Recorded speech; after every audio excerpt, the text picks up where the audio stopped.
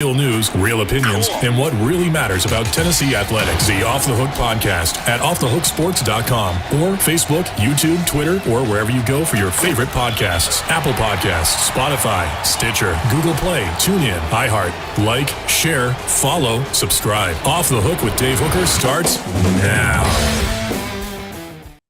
Here we go with you for the next hour or so, and it is Amanda LaFratta and Ethan Stone. I'm Dave Hooker. We are off and running and excited about that. We've got a big show on tap. Cooper Mays will join us, John Adams as well. Cooper Mays, Tennessee offensive lineman. John Adams, Knoxville News Sentinel, noted columnist and all-around kind of grumpier old man. So we'll visit with him. I remind you, please subscribe and like on YouTube. We appreciate that. It makes us more searchable so you can find more Tennessee content. And you get sneak peeks if you go ahead and subscribe at YouTube. And we'll have a lot of those over the weekend because we're kind of pre-recording several of the interviews that we usually do on a weekly basis because SEC Media Days is next week. Amanda LaFratta, good morning. How are you, man? Good morning. I'm good. I'm just tired. How are you? Yeah, Amanda has been working double duty a little bit, so she's battling it out. We appreciate that. Ethan, how are you, sir? Your move has happened, and we believe that all Wi-Fi connections are sublime. Is that correct? Man, I hope so. That pause right there scared me to death. He paused for like half a second. So no, but all good to go here. So a lot going on as SEC Media Days is next week. I do want to lead with, and I'm hesitant to do this, guys, because we had that stupid list that came out that didn't have an SEC school in, didn't have them in the top 10. I think Kentucky was one of the highest rated at 14, had 3 schools in the top college campuses. So I think these lists are to make people like us talk about them. And I don't think they're based in fact to a large degree, but there was a list that came out yesterday that Amanda retweeted that did not have Hendon Hooker in the top 10 quarterbacks in the nation. So let me just start with you. I didn't retweet it, did I? Yeah, you retweeted it. You quote tweeted it. Oh. But nevertheless, you quote tweeted it with what the heck? And that's true. I was surprised too. I mean, to not be in the top 10. And again, I don't want to lay a lot of credence to these websites that can just put together a fancy placard, or as clickbait. Amanda likes to call it a video overlay. But I'll call it a placard. That is not what I call it. I'm done. But it can, I mean, that was like the ultimate clickbait. And it did get a response virally from some Tennessee fans. Amanda, how did it strike you? Stupid. I mean, it was absolutely stupid. When you have every other like legitimate sports writing website putting Hendon Hooker at 2 or 3 in the SEC, and you have Spencer Rattler at like 6 or 7 in the SEC. And then you come to this list and has Spencer Rattler at 3rd in the country? Really? 3rd in the country. The guy that got benched last year is 3rd in the country. Think how much better that guy must be. They've already given Caleb Williams the Heisman. Ethan, I like Spencer Rattler, but to project that he's going to be anywhere close to the top of the SEC, much less the nation, is pretty stupid. I think a change of scenery is going to be good for him, but not number 3 in the country. I mean, there's just no way. Something I found very interesting about that, and I'm just putting it now because I want us to get to it because it's incredible. Apparently, Keaton Slovis still plays for USC. Because in the graphic, that's what they said. And he was at number 9 that he still plays for USC and not Pitt, who is Tennessee's week 2 opponent. I just had to throw that out there. These guys very obviously. I didn't even look at that. I saw the last Hendon Hooker. Either that or they just messed something up. They didn't have KJ Jefferson or Hendon Hooker in there, but they do have, I believe, Rattler at number 3. And then, honestly, I'm not even sure Keaton Slovis should be on that list. Nevertheless, Keaton Slovis saying that he plays at USC still. So I don't know. It was full of problems. All right, I want to get your thoughts. So if you're on Facebook or you're on the Twitter, go ahead and share your comments, and we can get your comments via YouTube as well. So we would love to hear from you. And yeah, I want to get some of those comments because I do want to throw something out there that is probably going to be a little bit controversial for some Tennessee fans, and that is there's a really good chance, guys, that Hendon Hooker is a bit overrated. So if he doesn't show a little bit better accuracy, and I'm talking to guys that are open. I know you can go completion percentage and all that, but Josh Heupel is very good at getting people open. There is an opportunity. This list is stupid, but there is at least an argument to be made that Hendon Hooker is slightly overrated because of this offense is so quarterback friendly. That's a fair argument to be made, right? Am I wrong? I don't really know. Fair.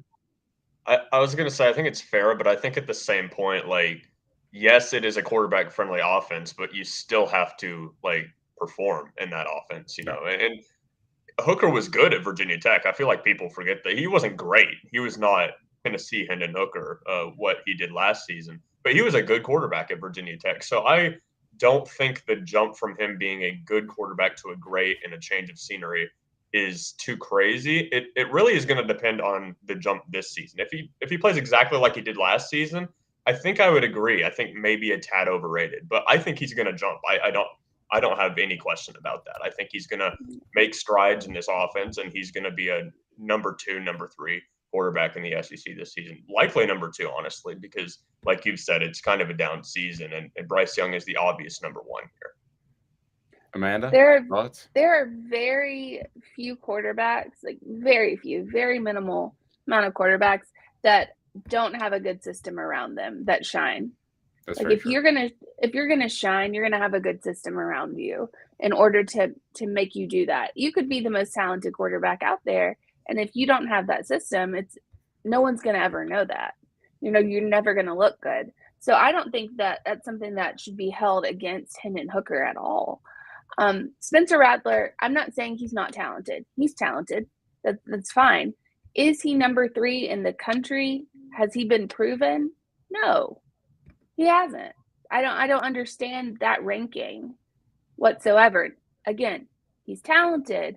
I'm sure he'll do well, but there's no evidence to substantiate that claim at number 3. No, I don't see number 3. I mean, you're projecting way, way, way ahead, and you know, I like Hooker's background at Tech as well for maybe a different reason than Ethan. For a couple of different coaches I talked to, he was kind of given the raw deal. I don't know if you guys dug into what happened there, but you know, he was very sick at one point.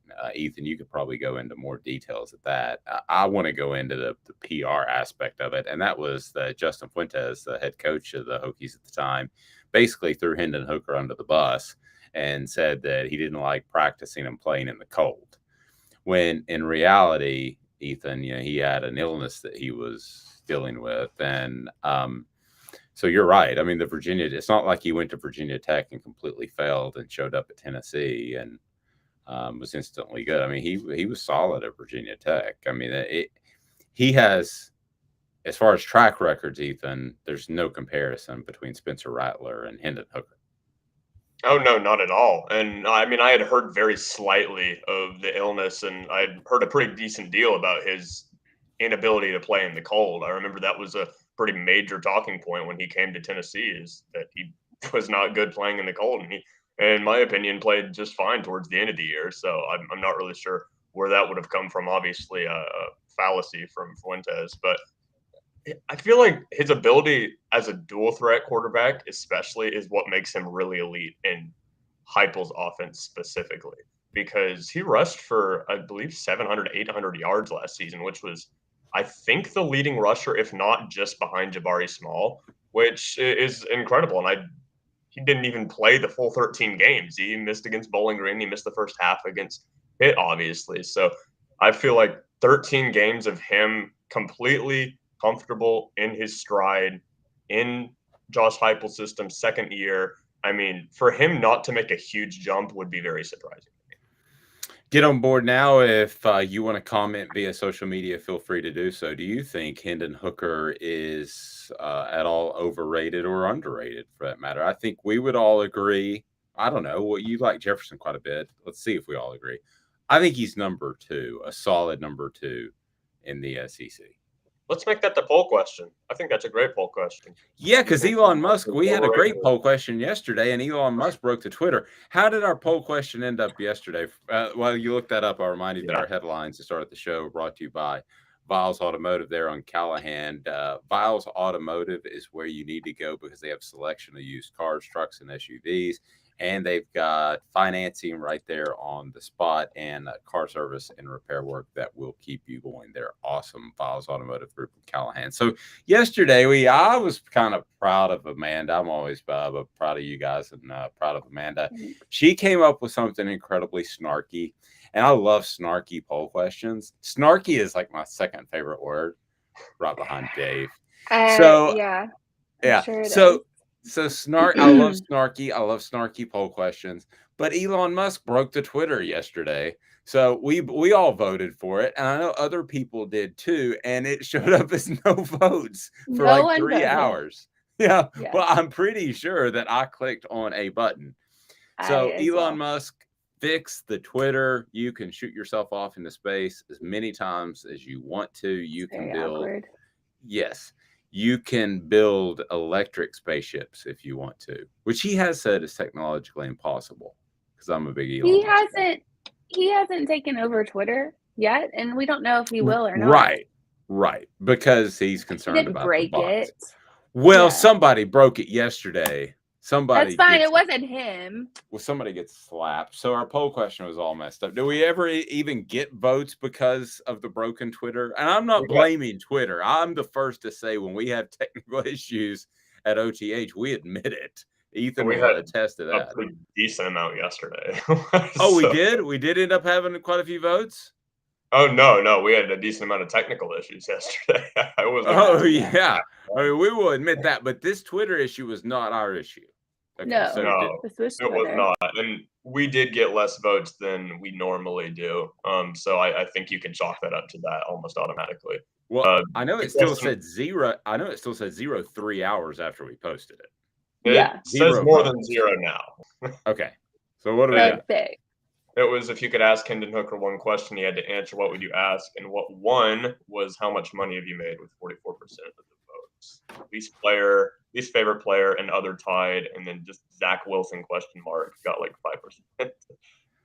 Has he been Zach Wilson? I don't think a lot of people got that, but the ones that did would like to know. There's no way to put it into the thing. That was the only way to do it. Yeah, no, I'm good at that. But yes, so has he been cougarized? I think is what Amanda was telling me after the air. That's more common than you would think. I don't know, Ethan. You're a young guy. Is that a common thing? No idea. I couldn't tell you. No.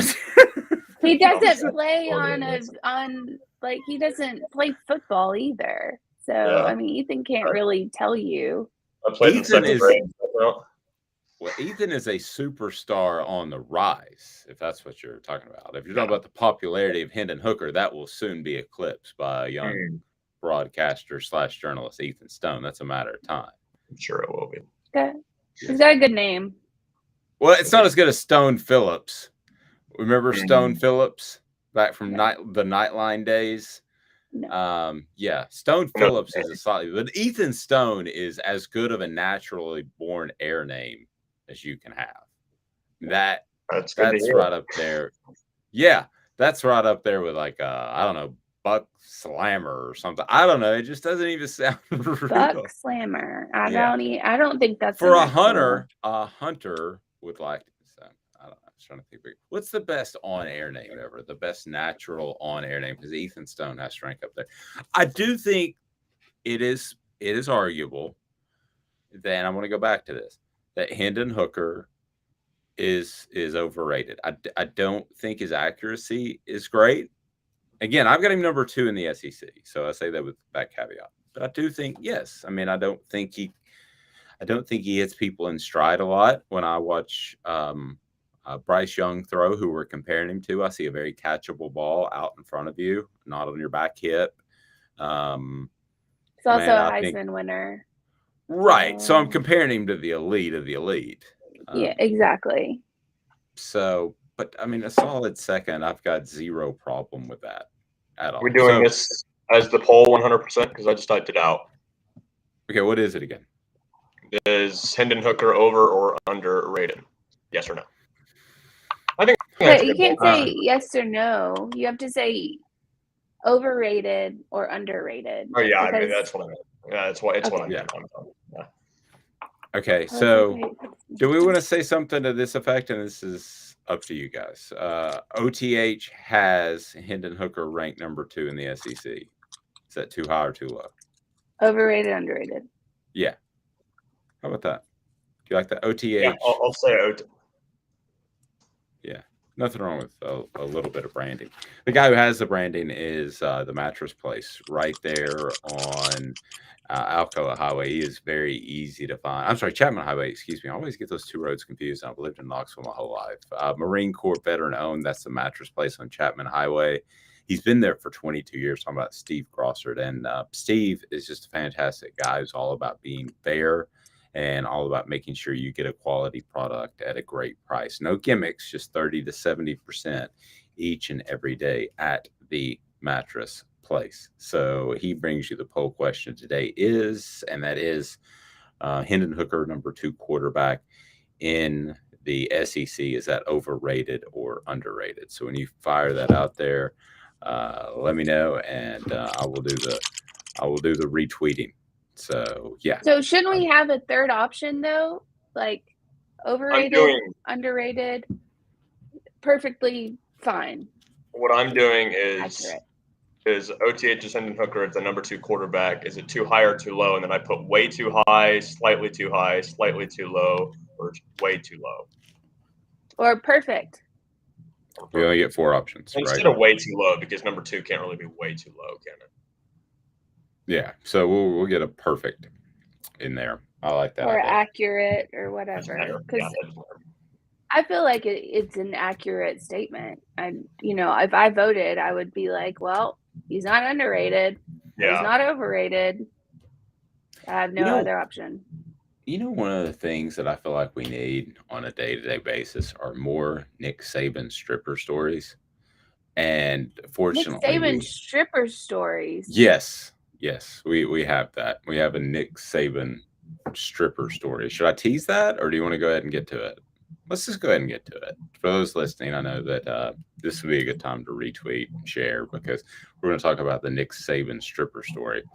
So Nick Saban wanted nothing to do with a certain entertainer at the 2005 Miami Dolphins rookie show. So for those of y'all that don't know, like at these camps, I'll have, Amanda was a little afraid. Saban, I was nervous. Yeah. Terry, you got to trust the process. I got to be with this stripper. Miss Terry runs the show there. Yeah. Miss Terry. Yeah. So Nick Saban wanted nothing to do with a certain entertainer at the 2005 Miami Dolphins rookie show. According to a former Dolphin player, Channing Crowder, a former standout at Florida linebacker, played for the Dolphins from 2005 to 2010. When Crowder was an NFL rookie, Saban was his head coach. And so what they did is Crowder is the co-host of the Pivot podcast with Ryan Clark and Fred Taylor. So they talked about the rookie show, which they'll have players get up and sing their fight song or do that sort of thing. But Channing Crowder, decided to bring in strippers to the Dolphins facility, which is frowned upon generally in most business workplaces. I don't know what. I don't know about your all's business workplaces. We all do different things, but if you brought in a group of strippers, it's probably a fireable offense. Anybody disagree with that? How do you feel about it? You would have to tell us. Well, no, if you just me. Oh, I don't think that bringing in strippers is a good idea. I think it's probably grounds for sexual harassment. But other than that, it's great. So Nick Saban actually grabbed said dancer's hips and kind of moved her out of the way and then ran up the stairs and ran away. That is exactly what I thought Nick Saban's response would have been, because I was talking to John Adams about this yesterday, and Nick Saban at SEC Media Days about 15 years ago, his dog got loose and ran through SEC Media Days, and it was actually Miss Terry's dog. It was a boxer. Yes. And they had to run it down, and it was running around Radio Row, and it was insano. But we joked that had to be Miss Terry's dog and Nick Saban's, because Nick Saban would be like, not only do all dogs not go to heaven, but all dogs are in my way. I'm trying to come up with a better defense right now. So I don't get the feeling that Nick Saban has time for dogs, strippers, anything else that doesn't involve an oblong brown object. Or Miss Terry. He doesn't have time for Miss Terry? Oh, no, he doesn't have. Okay. Yeah, he doesn't have time for anything that's not football or Miss Terry. That's it. Or his grandkid. Does anything... Okay, so the whole Nick Saban going to the NFL because he's a control freak was a bad idea from the get. Can we all agree with that? I mean, that was not going to work out. The Dolphins didn't help him. They should have gotten Drew Brees. But he wanted Drew Brees, to be fair. He wanted Drew Brees, and they said no. Well, he felt their physical, but apparently he was okay because he went on to a Hall of Fame career with the Saints. But I look at Nick Saban, and I just can't imagine there being a moment that screamed to him in his head, I do not want to be a part of the NFL anymore, than Channing Crowder bringing in a group of strippers to the locker room. I mean, is that the ultimate of, I do not have control of this situation? Because I think there was a lot. Well, I think there's a lot of stuff that went into that. I think it was also, the Drew Brees thing made him not want to be in the NFL. But also with Saban at Alabama, there's a certain amount of discipline. And I think that's why he's going to dislike the NIL so much, is because there's a certain amount. Right, exactly. It's going to, all the coaches are like, we like it. In reality, they hate it. But Nick Saban's going to be one of those that's really going to hate it because it's going to mess up the game and the coachability of the players.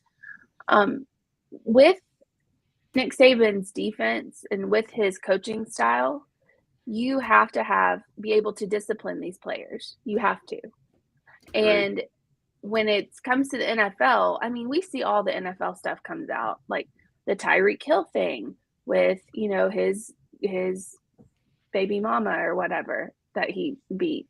And that's in court, and you can go and see that. But everything else that comes out about players in the NFL, like Nick Saban's not going to stand for. You have to have a certain amount of discipline in your mind to be able to handle that as far as situations that you don't get yourself into. The problem is it's now coming into college where you can't tell these players anything. They're making $8 million. If you're the coach and you're Nick Saban, you can't discipline that. Nobody can discipline that in the NFL either. So it's an issue. No. And news just breaking as this story kind of goes viral that Hugh Freeze is leaving Liberty to coach in the NFL at any level just so he can be around strippers. No, that news didn't break. Yeah, I was going to say. You can't say that. I was like, Hugh Freeze? I'm not sure about that. But. You can't say that. Well, he was the guy with Ole Miss. He liked to call the ladies of the night when he was on recruiting trips. Yeah. But you can't say that. Did you see that Doug Gottlieb's getting sued? Well, I was going to get to that. And the difference is Hugh Freeze is a public figure. So this agent, Doug Gottlieb, is getting fired. The Freddie Freeman thing cries like a baby. He's not getting fired? What? You said Doug Gottlieb's getting fired. No, I'm sorry. He's getting sued for libel. There you go. Did I say fired? Sorry. Yes. Doug Gottlieb is not getting fired. But Casey Close is an agent for Freddie Freeman, and Freddie Freeman was balling it up when he was in Atlanta as a Dodger, and there have been various rumors that his agent wanted him in LA for whatever reason. He's a lifelong Braves guy, and Ethan, he ended up as a Dodger. And Doug Gottlieb, this is a quick communications law class. Casey Close is not a public figure. So like you could use satire, or you could be critical of a public figure to a different extent. Now you guys are public figures, so people can rip Ethan Stone and say he's no good bleepity bleep, and he's put himself out there. So that's the way things go. So, but Casey Close is not a public figure. So to tie him into this and say that Freddie Freeman was not made aware of the Braves' best offer, yes, that is a basis for libel. I mean, there is no question about that. And if I'm Doug Gottlieb, I'm concerned, because I doubt I take seriously. The opposite. How so? Go for it. I take the opposite, because Doug Gottlieb is a journalist. He's been a journalist for a long time. You're probably not. Okay. I like Doug Gottlieb, but you're not going to find many stories that he puts out that are rumors. I don't feel like. I feel like he puts out factual statements. So if this guy, whatever his name is, and I don't see how you're not a public figure when you're an agent for big time names. I don't get how you're not a public figure at that point. But that's neither here nor there. That's what he's going to argue. Sorry, go ahead. And okay, and that's fine, but you're representing, I don't know, just big time names in sports. You're going to be a public figure. People are going to know who you are. It's just like people that represent, like Drake and people like that. And I mean, they'll even put their managers in their songs. So I don't understand how you're not a public figure at that point. However, when it comes to law, Doug Gottlieb is not going to tweet something out that he doesn't know or have evidence of. So when it comes to being a lawsuit, there's going to be discovery presented. I don't think if you put something out there that's factual, then it should be termed slander. Well, here's the question that I don't have, and I don't want to spend a ton of time on this, but ultimately, you would have to determine if Close is a public figure or not. And you bring up a very good point. He could be, he might not be. There is a debate there. Then the second part is, at what point does the onus fall on the other party? So, I mean, at what point does Doug Gottlieb have to say he's not going to burn a source? I mean, I've been asked to do that, and I've never done that, but he's not going to burn a source. So does he have to have proof? Because I can guarantee you that Close is smart enough. And Casey Close, remember this, he's been a long-time agent in the major leagues. So this is not just a fly-by-night NIL guy. No offense to those guys. But, I mean, he's been around a long time. So he's going to be smart enough that if he was trying to hide a Braves offer, he's not going to have it in email form or anything like that. So where does the onus of proof now fall is my question. Is it on Doug Gottlieb to say that I got this news from here? Or is it on Casey Close to say, no, this never happened? I don't know. It just, to me. It's on Close, I believe. Does California have a shield law? Like where he has to give up his sources? Because I don't know. That would be where the line is drawn, I would say. If they have a shield law, then he does not, by law, have to give up his sources, if I'm not mistaken. Yeah, but this would be a civil case. So, I mean, he could not give it up, but at the same time, you could get in front of the wrong jury and be out several $100,000, if not $1 million bucks. But, I tend to side with Amanda. I think that Casey Close is enough of a public figure where he's open to more scrutiny, just like the three of us. Okay, so that's the way things work. And like, I can't randomly say my neighbor and name them on this show is a big piece of trash, because that's the difference in the rules. They're not a public figure, and I really like Gary. So, so ultimately, that is. I mean, I don't know where it goes. I can tell you this, that when it's all said and done, Doug Gottlieb gets a little bit of extra exposure from this lawsuit. Doug Gottlieb, though, probably would rather not deal with it because I don't know if Fox News is going to line up and back him. This is not something he said on the air. This is a tweet. So are they going to back him with their lawyers? I don't know. It really, you know what? It's sad, but it depends on his standing in the company. If they love him, they'll back him. If they think he's just okay, they'll probably let him twist in the wind. You'll never twist in the wind at Big Orange Phillies, where they've got food ready. A Big Orange Phillies has something from the fridge where you can order hot food from the counter. They know it's tough to get out of the office for a long lunch. They also have fresh ingredients. Fresh is awesome, and casual doesn't mean stale. And you should stay a while, where they've got darts, billiards, live entertainment, and karaoke. So they are awesome there at Big Orange Phillies, right there downtown Halls. It is very easy to find, and if you're in Maynardville or North Knoxville, you can get there easy. So we'll tell you more about Big Orange Phillies here momentarily, because they're going to bring you comments from John Adams. Also, what current Vol recently shared time with a gorilla? More after this, Off the Hook Sports. Gary Viles here. I want to personally invite you to North Knoxville's newest sports bar and restaurant. It's Big Orange Phillies, located in Black Oak Center. And yes, folks, it's happening in Halls. Big Orange Phillies offers family-friendly environment with homemade meals and the best deli-style subs around. Billiards, darts, jukebox, shuffleboard, and cornhole, and a full bar. We also offer valet parking on weekends and during special events. We even have a covered back patio. It's happening at Big Orange Phillies. We want, we need, and we appreciate your business. Hi, Mike Davis here with City Heating and Air, reminding you to always dare to compare. Our team provides quality local heating and air service, installation, and maintenance across East Tennessee.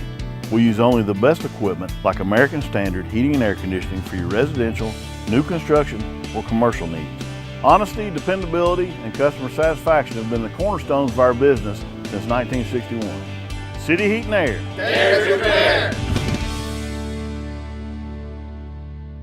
This is Al's Dish Barbecue Supply, so come on in and see all the different rubs and sauces we have, plus a complete line of Green Mountain grills.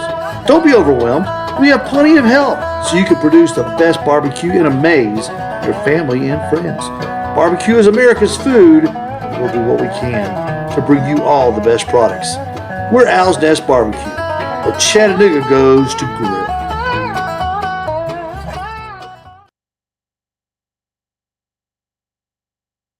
Do you want to own the more that owns every job? Then get to Vassy Lawn and Garden in Cleveland and get you a Toro. I'm David Vassy, here to talk to you about Toro.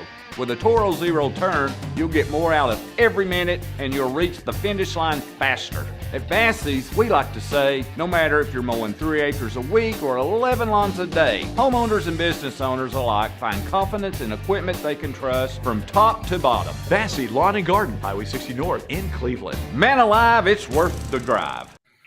Ethan Stone, where do we sit on the poll question? If you can kind of reset that for us and tell us where we are, because I want to get to some comments. We talk about X's and O's, we talk about players and recruiting and all that, but there's more to being a student athlete than just an athlete. So I want to get to some comments that I want to share from Cooper Mays' visit with us yesterday, brought to you by City Heating and Air Conditioning. But first, reset the poll for me if you can. Where are we there? Yeah, we've already got more votes than we did on yesterday's poll, thanks Elon. But it is Elon. Hashtag it Elon is not stinks. Elon. Hashtag Elon stinks. But it was OTH has Hendon Hooker as the number 2 quarterback in the SEC. Was that too high or too low? Nobody said way too high. A couple people, 21%, said slightly too high. Too low, should be number 1, was 15%, and perfect was 63%. All right, gotcha. Which is 2.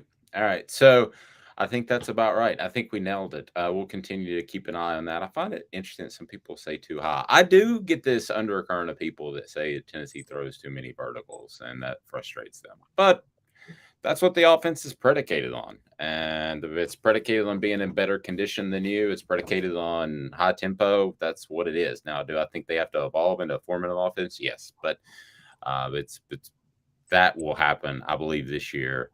And if it doesn't, Tennessee's going to continue to struggle defensively no matter who they have. But so we talk about student athletes all the time, and we just kind of throw that term around loosely. And especially with NIL, I think we've all become a little bit jaded as far as student athletes. Now they're making cash. So are they really students at all? But here's Cooper Mays, who joins us each and every week. If you haven't subscribed yet on YouTube, you need to do that because you'll get sneak peeks of interviews with Cooper, Josh Ward, also John Adams. So like and subscribe. But here's Cooper Mays, who was in Rwanda last week on a mission trip, and he talked about just how really impactful the trip was. Cooper Mays, Tennessee offensive lineman.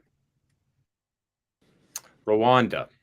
I would imagine that puts things in perspective. We complain a lot as Americans. I think it's our new national pastime, but we complain a lot. I bet Rwanda put some things in perspective pretty quick. Yeah, no doubt. I was so Coach Eckler, he was asking me kind of like what was my biggest takeaway in the weight room today? Like what was my biggest takeaway from the whole trip?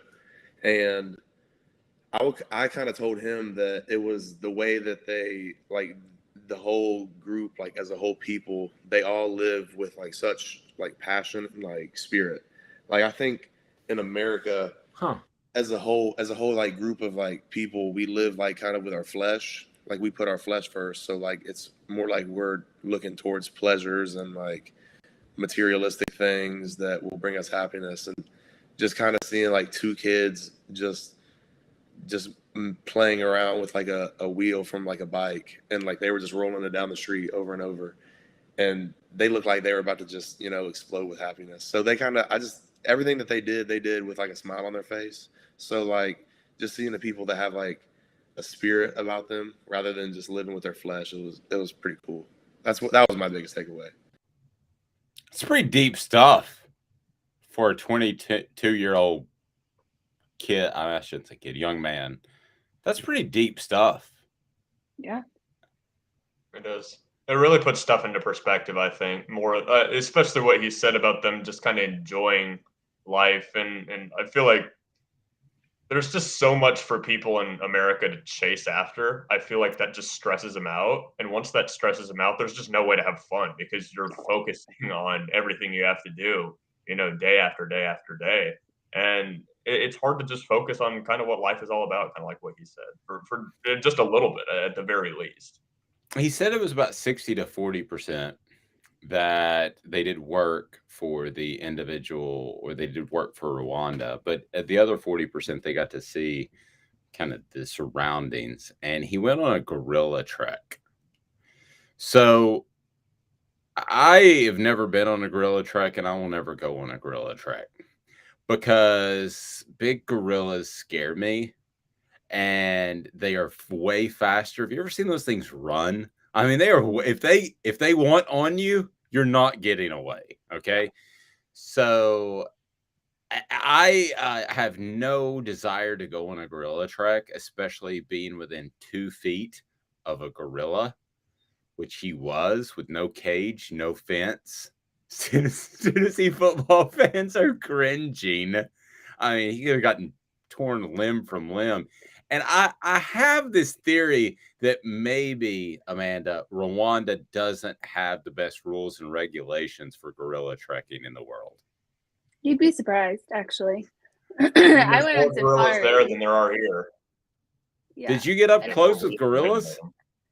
Not gorillas, but lions. I have video. I'll show you. I have a lion that walked within literally a foot of me. But the thing is, you don't realize that the people who run this stuff have been doing this their whole lives. Like our tracker that we had on safari, he would track the animals down. He had been doing that for over like 25 years. Like that's what he does. Like a Sherpa. these are like experts in the field of what they're doing. So you're going to trust an expert in the field. You're going to trust like a football analyst who's been doing it for 25 plus years over somebody who just jumps in the game. Like that's how it is over there. You'd trust someone from Florida to swim better than someone from Kansas. It's true, but I'm not going out there anyway. But Cooper did. Here's it's amazing. Tennessee self-visit. Yeah, I'm fine as long as it's behind a cage or I'm in some sort of truck and I've got my foot on the gas. I would be much more comfortable taking my Audi out there where I could get away quickly, like a Jaguar. You can't over that terrain. I'm so scared. Here's Cooper Mays talking about being a gorilla whisperer. A big part, like my favorite part of it, we went and saw gorillas like up close. They call it gorilla trekking. So we got along with like groups of like guides and like former poachers that like kind of helped us get towards where the gorillas were at. So I saw like a silverback gorilla like probably like 2 or 3 feet away from me, just sit down right in front of me. Nothing was in between you and the gorilla? No. I don't like anything about this, Cooper. Well, you're a strong guy, but you're not going to take on a gorilla. I don't like. Yeah. I mean, you got to think about the season here, Cooper. I'm not sure I'm fond of this. No, well, so they're actually really peaceful animals. So they told us, like, they explained to us before we went that gorillas will not attack you unless they give you a warning first. So they'll make one noise for like to let you know if like there's like danger or like if they're about to do something like bad, but they also have another call for they're like peaceful, like everything's okay. So like our like guides knew how to communicate with them. So anytime we would get close, our guide would like do the little peaceful call and they would like repeat it back to them. So it wasn't as like scary as most people probably would think it is. All right, Amanda, do your best gorilla peaceful call. Yeah, no. Peaceful call. Yeah, just. Okay. No. I don't even know how would it even sound. Did you hear the thing about Mike Tyson wanting to fight a gorilla like a while ago? No, that would be a bad idea. But if there's anybody, yeah. I mean, if there's anybody on the planet that could beat a gorilla, I'm not saying he could, but if there's anybody that could, he would get the closest. I still think he would lose by a lot. I think it would rip his arms out of his arm sockets and beat him with his own arms. I mean, they bench press like supposedly, like they've estimated it based off muscle mass, like 2,800 pounds. It's like a whole nother level of. You like talked to a zookeeper and he was like, "I want to fight the gorilla. I'll pay you to do it." And he was like, "No, you're going to be killed." That really happened? Yes, actually, I promise. Look it up. I promise. I think it was Mike Tyson. I'm almost positive it was Mike Tyson. That seems about right. Doesn't he have, or maybe this was just in the movies, but I'm pretty sure he has a pet tiger or something, correct? Yes. That was in The Hangover, but doesn't he really have a pet? Yeah, that's what I thought.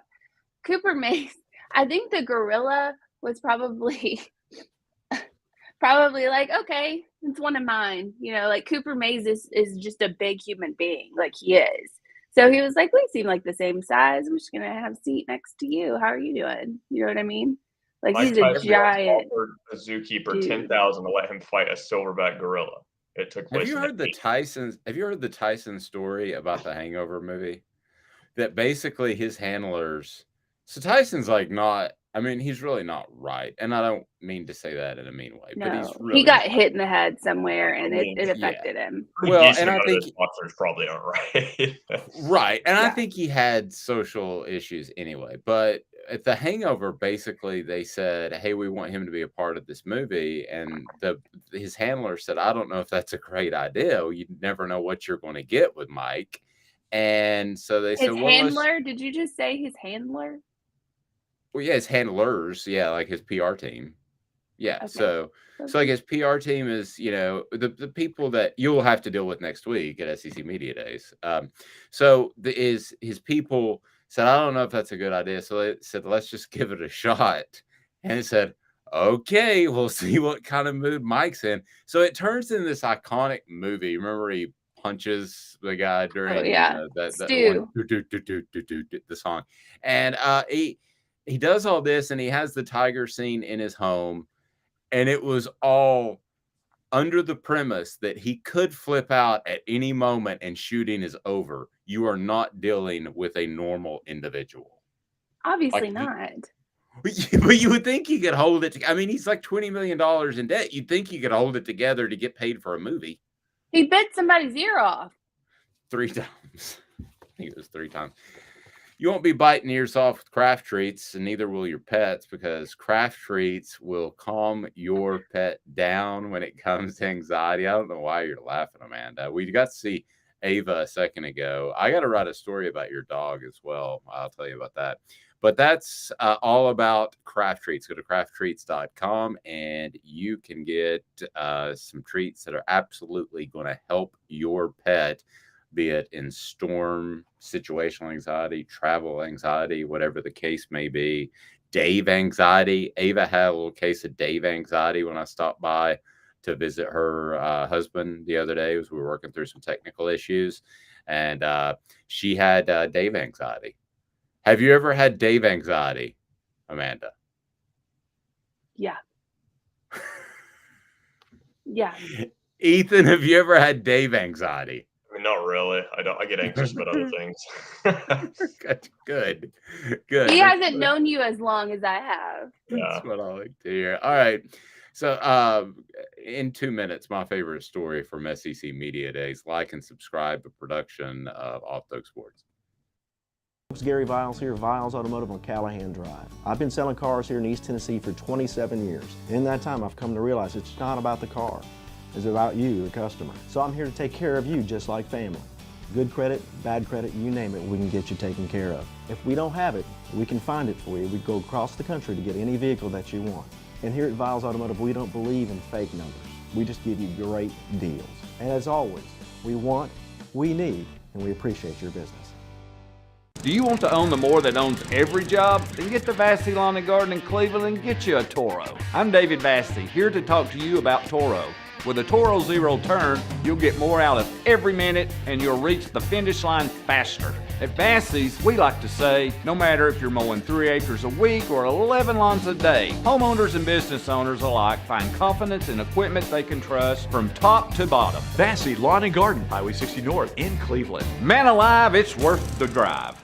This is Steve Rain. I own the Midnight Oil and Michelin Tire Direct service station here in Ottawa. It's not a fancy place, never has been, but it's a clean place with clean restrooms and good folks who work here. We sell gas and fix cars, nothing glamorous, but we love what we do and we're going to keep doing it for a long time to come. There's not many real service stations left, and that's a shame. We're the guys just like the guys back in your hometown. We'll fix your tire, change your oil, and put a new set of Michelins on your car. If you want a Twinkie, you'll just have to keep on going. Thanks for the business.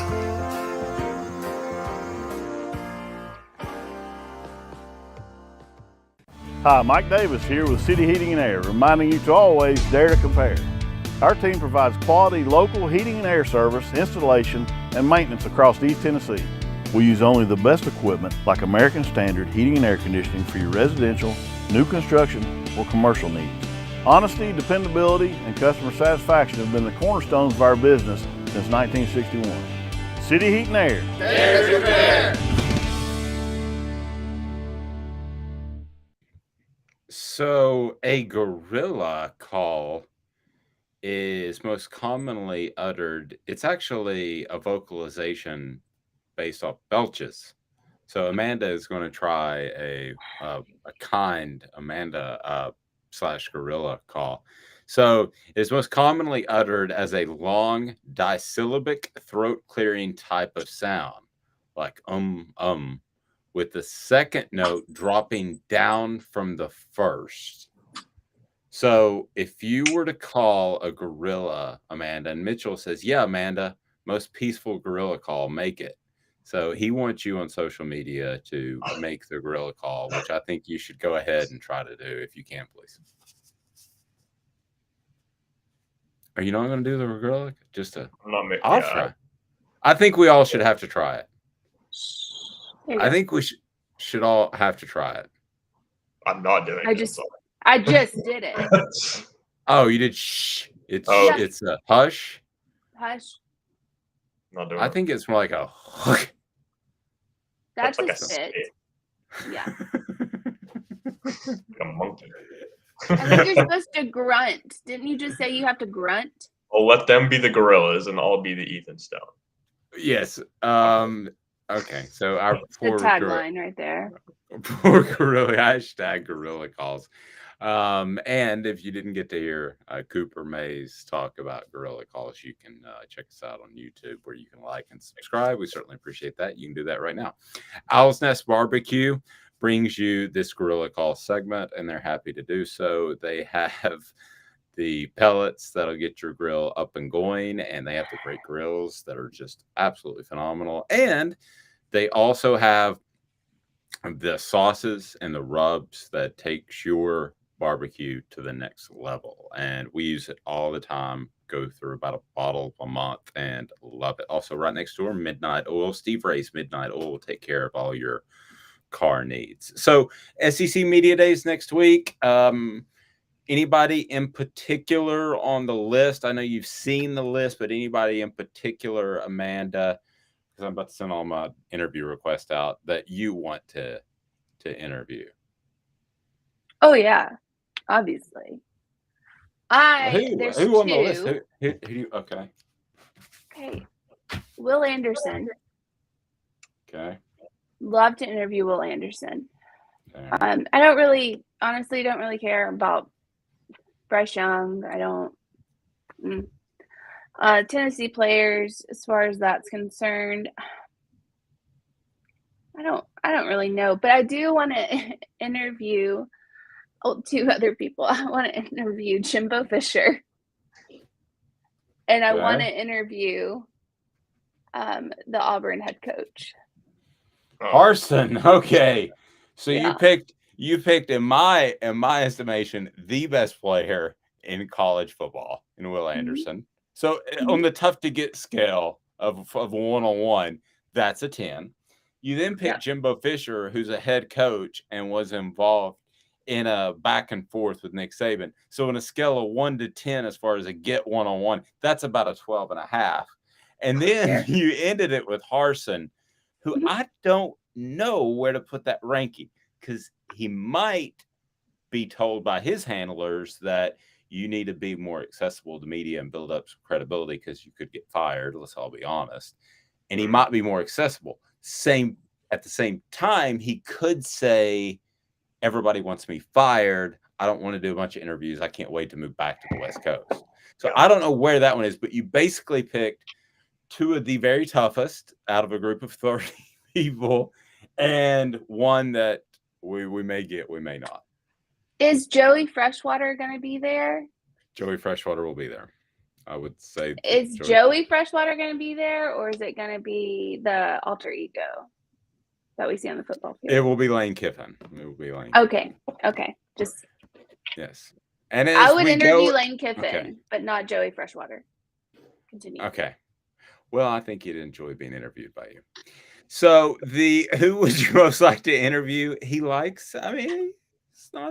fond of attractive ladies, so I think he would like to be interviewed by you, and you're a good journalist. So all the above. Why are you shaking your head? I think he would like to be interviewed by you. I would rather you interview him than me. We don't have anything to talk about. We got ancient history. You go in fresh. So that's the way we'll play this thing. We'll just sneak up to the Ole Miss room, the suite, and just knock out a couple of one-on-ones. That seems very awkward. It's not a suite like that. It's like a concierge suite. They have the individual teams. So it's really just for the local reporters, but I just walk in unannounced. So let's just make sure that is established. That just go ahead and say it's a concierge suite and not, hey, let's go up to the Ole Miss suite. No. It's not Joey Freshwater. It's Lane Kiffin. It is just like a room. It's like a living room. It's like a conference room.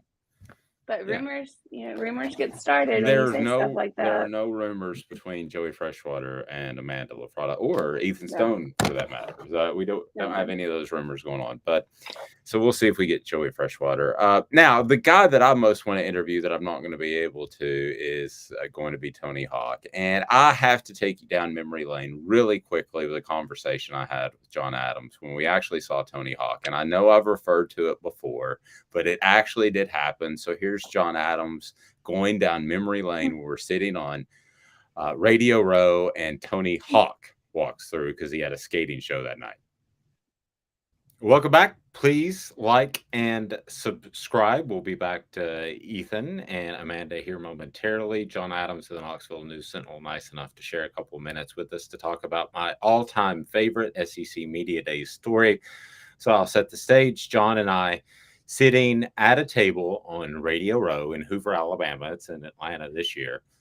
But we're at Hoover, Alabama, and this big, tall, lanky guy pushing a stroller with his wife off to the side. At least I guess it was his wife. I didn't ask because I was live on the air and I couldn't drop the microphone and go talk to him. But the only thing when I saw him that could come out of my mouth was completely threw me off. I go, hey, there's Tony Hawk. Like, hey, there's a dog. Or something like that. And it was totally OCD. And John, but it was Tony Hawk, and it was pretty cool. It's pretty. Yeah, I know you were really starstruck. Yeah, Dave. I thought you said, "Hey, there's a hawk." So I was looking for some predatory bird, a tiny hawk. Yes, that's what you thought. A small hawk. But instead, it was Tony Hawk, and you went up and spoke. You broke away to try to go land a guest, like the great radio producer that you could have been if you wanted to. Well, yeah. I mean, I appreciate. I mean, I didn't know who the guy was. For all I know, he just was returning from the food court in the Winfrey Hotel and was on his way to. He was going to the food court in the Winfrey Hotel. He was staying in it. They were going to eat. Yeah, he was staying there, and I had no idea who he was. But you were so enamored and so starstruck by him. I said, well, I'll help Dave out here. And so during a break, I went over to him and said, hey, my colleague is your biggest fan. I'm not his biggest fan. I don't have a clue. What? I'm not his biggest fan. It's an iconic athlete. Okay, Dave, but I was trying to get him on this show. They love adulation. You want to get a guy on a show, say, hey, that guy over there is your biggest fan. He'll come over there, maybe. So, I went up to him and I made that pitch. Then I said, I don't have a clue who you are, but this guy loves you. No, I didn't say that. Anyway, he looked at me as though I was from a foreign, distant planet and said politely, no, I'm sorry, I can't do it right now. And that's kind of how it ended. Yep. So we didn't get Tony Hawk. And then we debated whether or not Tim Tebow.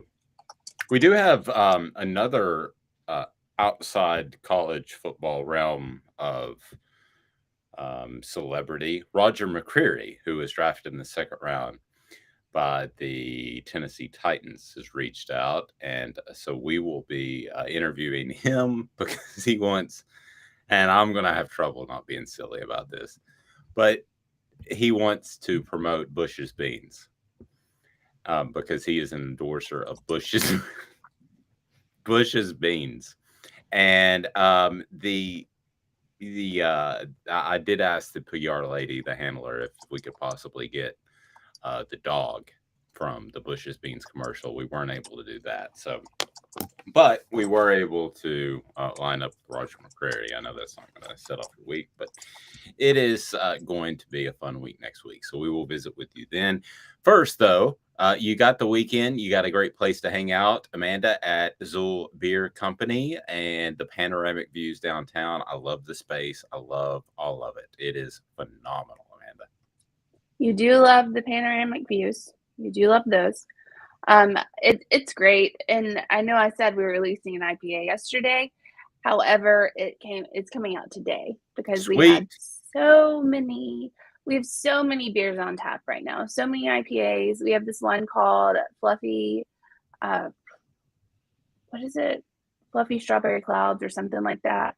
And it's an IPA and it's really good. Like it's really, really good. And I don't like IPAs, but that one is fantastic. So try it if you can. Abridged is also there for lunch. So if you're hungry, go on down, get you a burger and a beer, go back to work. Nobody knows. There you go. Have a fantastic day, everyone. We'll see you from Atlanta at SEC Media Days. This has been a presentation of Off